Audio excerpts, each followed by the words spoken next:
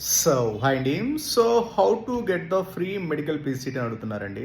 So చాలా మంది వస్తారు సార్ ప్రమోషన్ ఏంటంటే ఎంబీబీఎస్తో పాటు మెడికల్ పీజీ అండి, ఎంబీబీఎస్తో పాటు free medical PG in America లేదంటే యూరోప్ అలా చెప్తున్నారండి. సో మనకి ఫ్రీ మెడికల్ పీజీ రావాలంటే సార్, సో మనం వెళ్ళే యూనివర్సిటీస్, వెళ్ళే కంట్రీస్ స్టాండర్డ్స్, రూల్స్, రెగ్యులేషన్స్ బట్టి ఉంటుందండి. ఇప్పుడు మీరు proper universities, proper countries, proper standard of education లేకుండా మీరు యూరోప్లో జాయిన్ అయినా లేకపోతే అమెరికాలో జాయిన్ అయినా నో యూజ్ అండి.